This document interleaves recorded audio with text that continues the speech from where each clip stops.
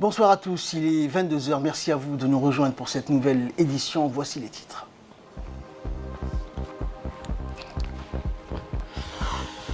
Un atelier de présentation d'un mécanisme de suivi-évaluation concernant la déclaration du service aux citoyens a été organisé par la primature et le ministère du Travail.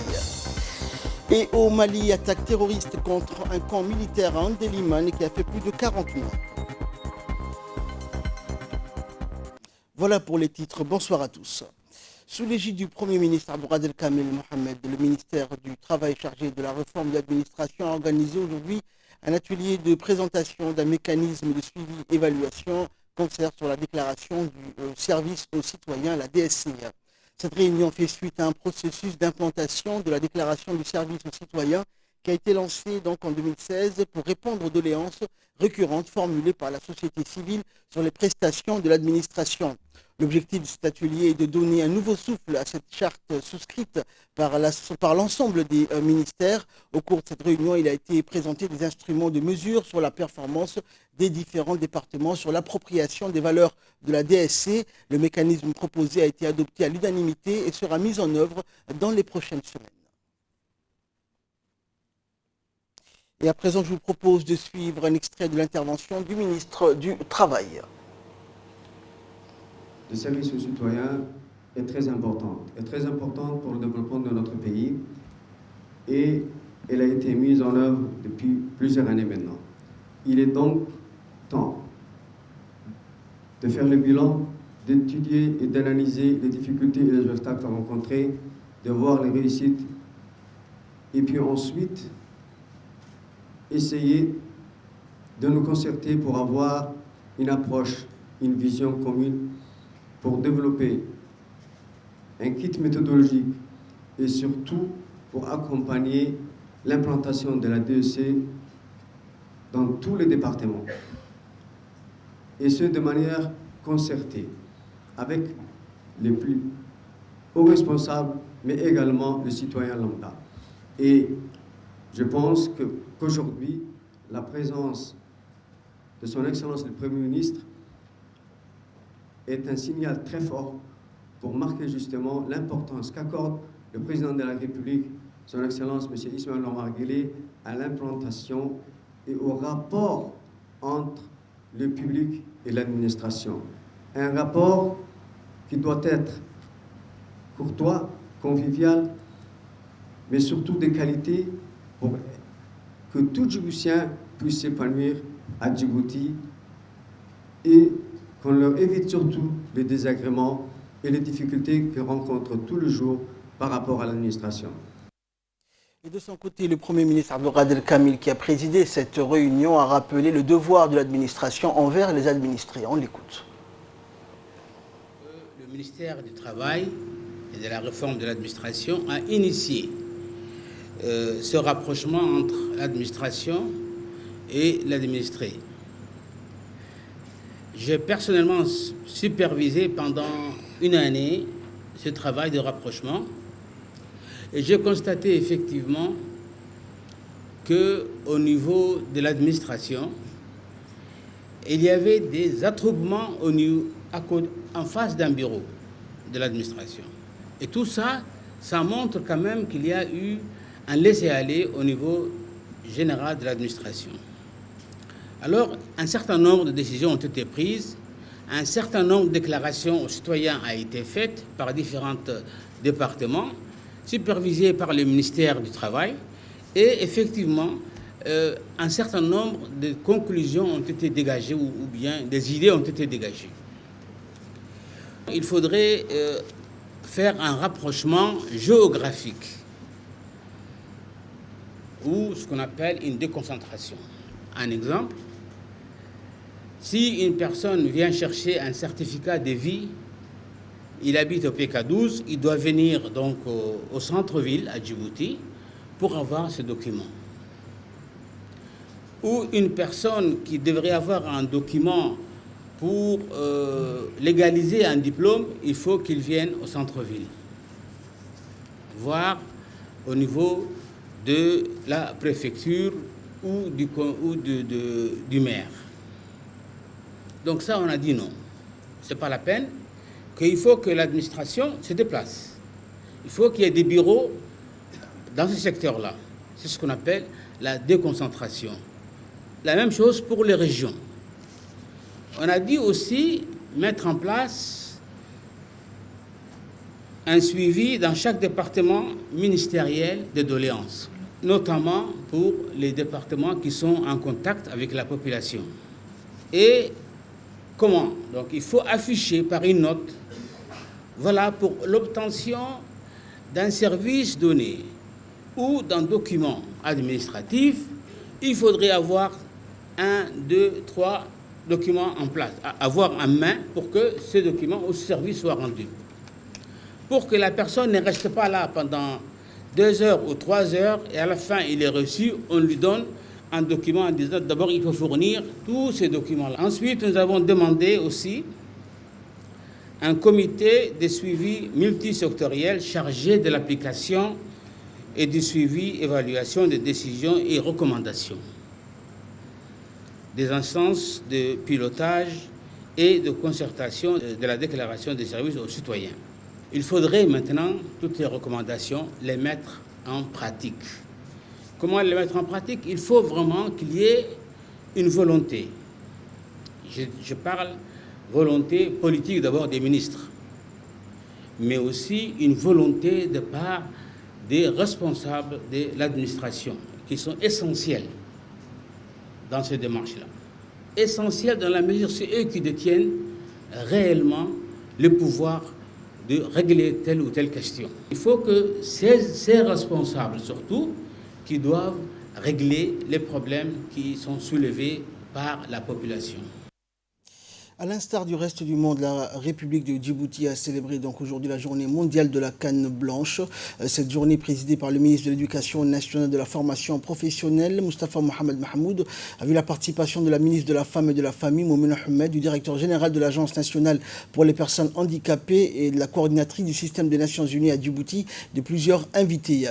Une marche a été organisée à cette occasion avant d'entamer donc la cérémonie qui s'est tenue au Palais du Peuple. Des chants et des sketchs ont été donc au menu de cette journée qui a vu la participation des associations des personnes handicapées en République de Djibouti.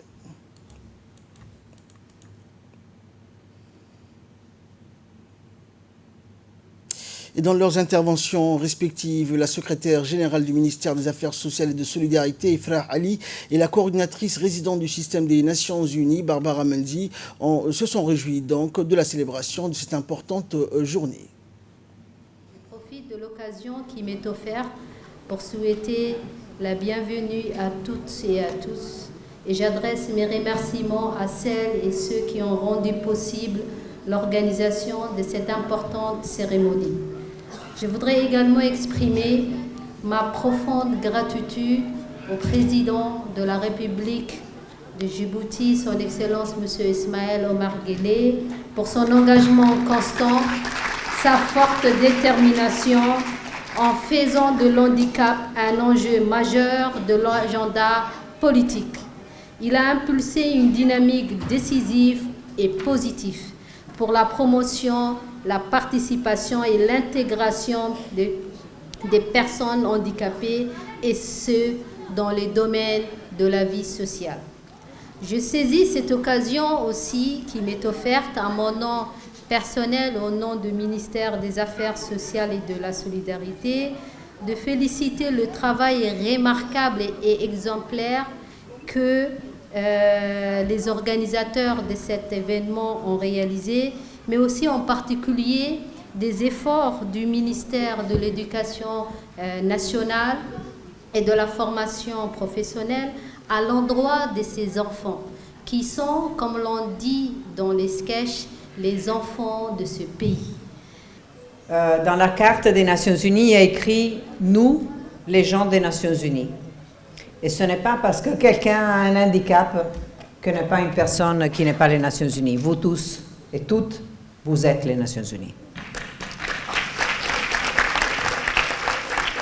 Oui, c'est vrai, il y a quelqu'un qui a besoin d'un peu de support. Heureusement, la technologie nous aide beaucoup ces jours-là et les gouvernements ont pris le lead avec l'Agence nationale et les différents ministères pour essayer de faire des formes que tout le monde puisse participer pour devenir un citoyen à état entier, de la tête aux pieds.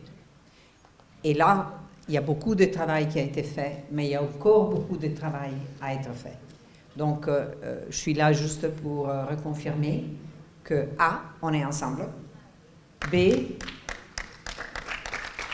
on a besoin de vous, toutes et tous, on a besoin de votre voix, on a besoin de votre courage, on a besoin de l'effort que vous faites pour nous aider aussi à aller en face vers un développement du pays qui ne sera pas complet sans vous tous et toutes.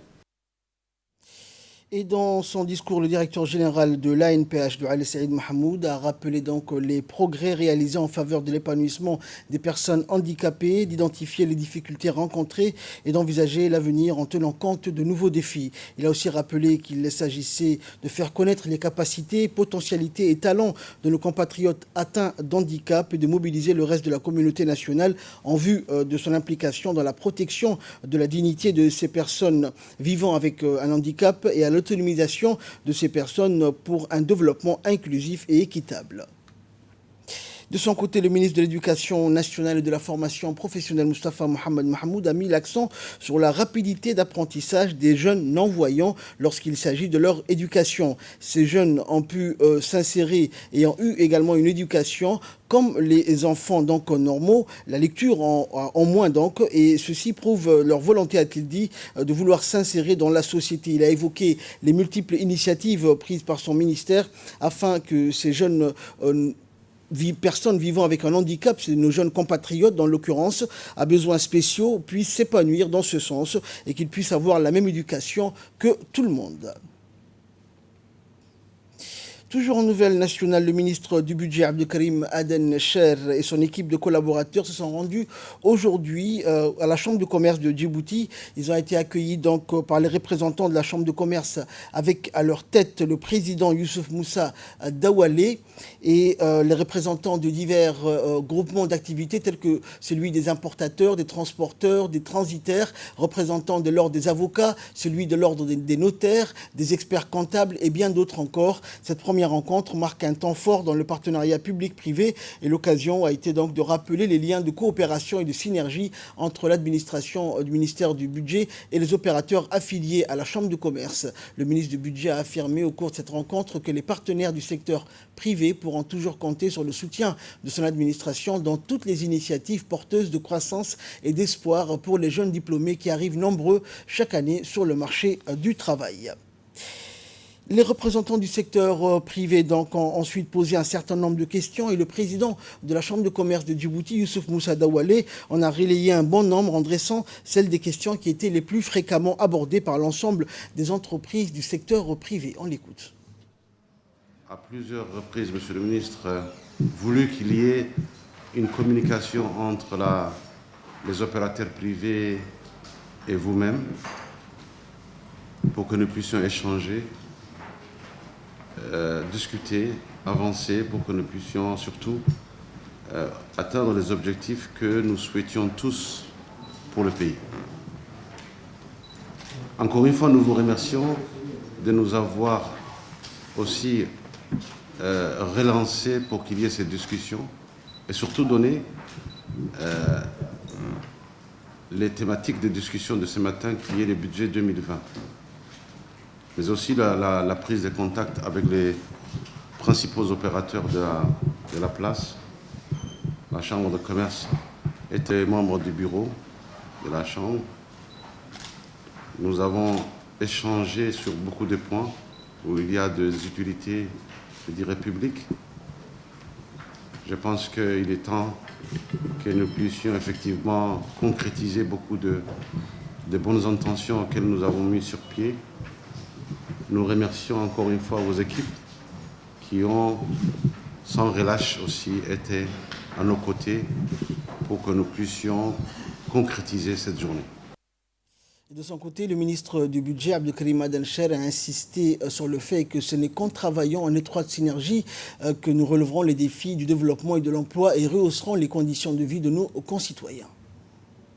et un temps fort de mon action à la tête de ce département, car elle me donne l'occasion de réaffirmer solennellement mon engagement à travailler en synergie avec les secteurs privés.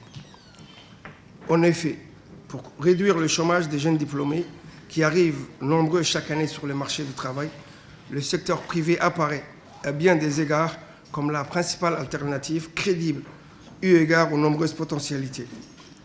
C'est pour cela qu'il doit être soutenu par les autorités pour être à la hauteur de cette ambition, comme c'est le cas sous d'autres horizons. Mesdames et messieurs les représentants du secteur privé, notre pays est à un tournant crucial de son développement économique, car la forte croissance économique tirée par les investissements directs étrangers ne drainera ses impacts sur la population et impulsera une croissance inclusive qu'à condition que l'ensemble du secteur privé djiboutien soit impliqué et apporte sa précieuse contribution.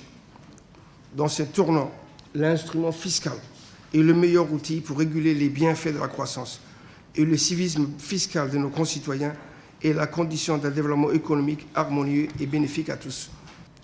Pour mieux comprendre et être à l'écoute du secteur privé, mon département a défini une stratégie privilégiant le dialogue et la concertation permanente avec les secteurs privés, dont les axes principaux sont associer le secteur privé à toutes les réformes programmées visant essentiellement un élargissement de l'assiette fiscale. C'est qu'en travaillant ensemble, en étroite synergie, que nous pourrons relever les défis du développement et de l'emploi permettant de rehausser les conditions de vie de nos concitoyens et de sortir de la précarité des couches les plus vulnérables.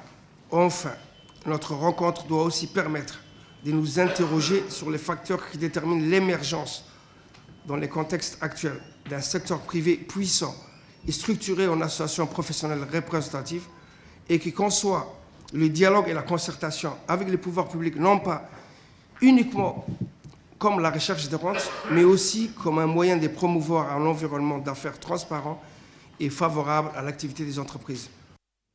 Autre activité nationale, nationale, une délégation conduite par le secrétaire général du ministère des Affaires sociales du Koweït, Abdelaziz Abdussalam Chouaib, est arrivé hier soir à Djibouti dans le cadre d'une visite officielle. Cette visite fait suite à celle que la ministre de la Femme et de la Famille, Moumin Ahmed Hassan, avait effectuée du 16 au 18 juin dernier au Koweït dans le cadre de l'élargissement du partenariat entre les deux départements ministériels. La délégation s'est entretenue donc avec la ministre et dans son cabinet, les discussions ont porté sur les voies et moyen de jeter les bases d'une coopération pérenne et fructueuse entre le ministère de la Femme et de la Famille et le ministère des Affaires sociales et les institutions qui travaillent dans le domaine de la protection des enfants et la promotion des droits de la femme. Le tête-à-tête entre les deux parties a été une occasion de discuter de la mise en œuvre de mémorandums signés entre les deux ministres lors de la visite officielle de la ministre de la Femme et de la Famille au Koweït en juin 2019.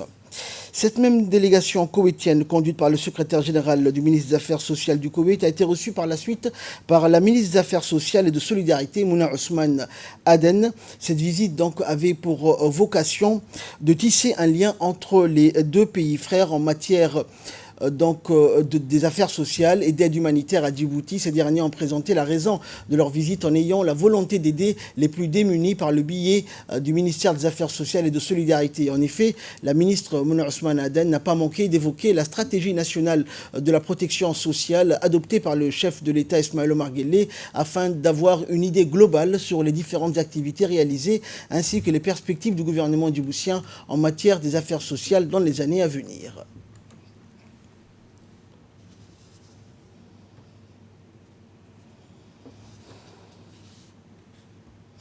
Le ministre du Commerce, Hassan Mohamed Ibrahim, a reçu aujourd'hui dans son cabinet l'ambassadeur de France à Djibouti, Arnaud Guillois. Le ministre et le diplomate ont pu échanger au cours de l'entretien sur l'approfondissement des relations économiques et commerciales existantes de longue date entre les deux pays. C'est ainsi que l'ambassadeur a informé le ministre sur l'intérêt marqué et renouvelé de la France pour la Corne de l'Afrique en général et la République de Djibouti en particulier. Le ministre du Commerce, pour sa part, relaté aux diplomates français les domaines dans lesquels une coopération fructueuse a été enregistrée avec des experts français, notamment dans le domaine de l'amélioration de l'environnement juridique du commerce, tel que l'élaboration du Code du commerce de Djibouti et encore la mise en place d'une politique de concurrence. Un atelier de formation de 2 jours sur l'égalité, genre et l'inclusion sociale a été organisé par le projet d'employabilité de la main-d'œuvre djiboutienne financé par le gouvernement des États-Unis à travers l'USAID qui s'est achevé donc le 30 octobre au centre de formation de Gabod. Cet atelier de 2 jours a vu la participation des concepteurs de programmes d'enseignement du CRIPEN, des administrateurs du MENFOP. Et dans le cadre de cet atelier, les participants ont pris part à des activités, des discussions visant à sensibiliser davantage sur l'égalité des sexes et l'inclusion sociale, ainsi qu'à leur intégration dans les matériels pédagogiques. Les participants ont également engagé des discussions sur la révision des manuels nationaux en prenant en compte les considérations sur le genre. Plus généralement, l'atelier visait à sensibiliser les administrateurs du MENFOP et les concepteurs de programmes d'enseignement à la problématique du genre et à l'inclusion sociale afin qu'ils intègrent donc ce concept lors de la révision du programme national de l'enseignement général. Le deuxième volet qu'on avait fait aussi, c'était l'inclusion.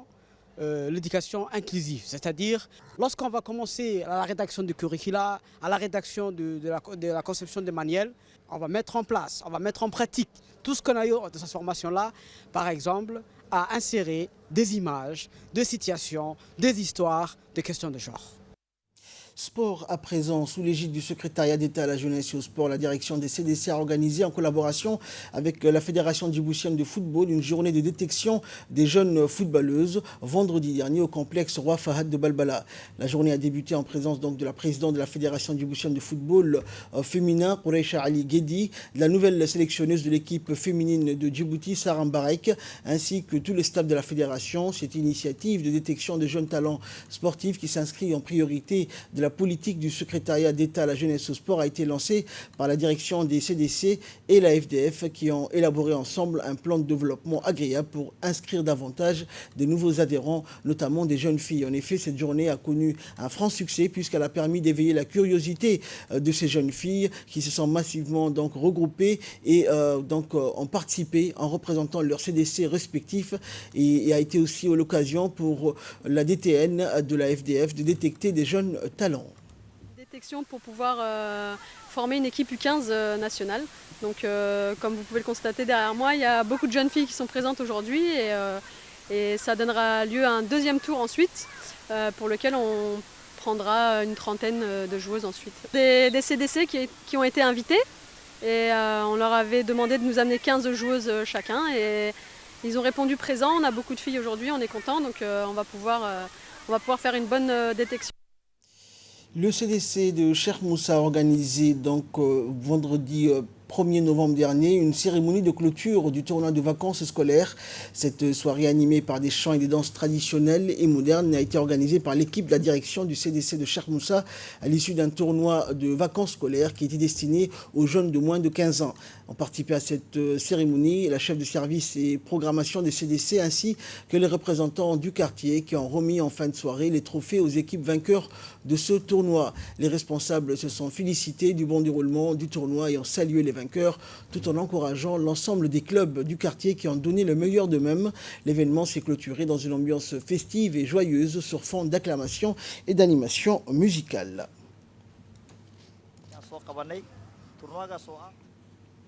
Page nécrologie pour clore l'actualité nationale. L'ancien directeur de la Nation, Mohamed Mahmoud Kadié, est décédé jeudi soir à l'hôpital Pelletier des suites d'une longue maladie. Né le 1er mai 1964 à Djibouti, le défunt Mahmoud Kadié, ancien cadre de l'OPS et ancien huissier de justice, avait rejoint la presse écrite en 2001. Chaleureux, simple et généreux, le défunt Kadié est parti en paix, entouré de sa famille. Il laisse derrière lui une veuve et 3 enfants. Le ministre de la Communication chargé des postes et télécommunications, Radouane Abdillahi Bahdon, ainsi que l'ensemble des équipes de la presse écrite et audiovisuelle ont tous adressé leurs sincères condoléances à la famille du défunt, priant le Tout-Puissant de l'accueillir dans son paradis éternel. Inna lillahi wa inna ilayhi raj'un. Et de là, nous passons à l'actualité internationale. À la suite de l'attaque de la position des FEMA, les forces armées maliennes à Andeliman, les renforts dépêchés ont retrouvé 49 corps et une vingtaine de rescapés ont été retrouvés donc d'après un nouveau bilan. La suite dans ce commentaire de Fardous Hussein. L'armée malienne a essuyé vendredi une de ses plus grosses pertes depuis plusieurs années avec la mort de 49 soldats dans une attaque terroriste contre un camp militaire à Indeleman, près de la frontière avec le Niger. Le gouvernement malien a pour sa part fait savoir qu'il condamnait cette attaque terroriste qui a fait des morts et de nombreux blessés et des dégâts matériels du côté des forces nationales de défense et de sécurité, selon un communiqué antérieur distinct qui ne donne pas de bilan précis. Des renforts ont été dépêchés pour sécuriser la zone et tracter les assaillants, a ajouté le gouvernement sans donner de précision sur ces derniers. Et enfin, les partis politiques britanniques sont en ordre de bataille en vue des élections législatives anticipées du 12 décembre prochain.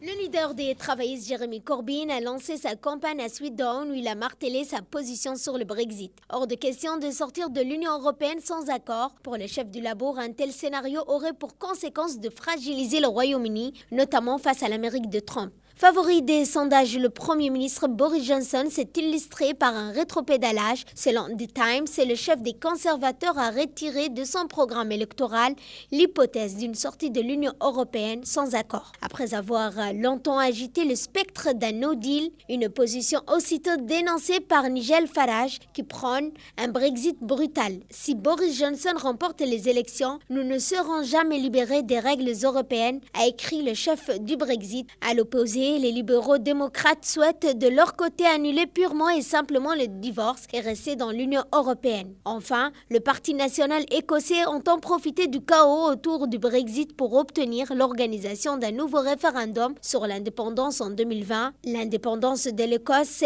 est à portée de main, a déclaré la première ministre Nicola Sturgeon devant des milliers de partisans rassemblés à Glasgow.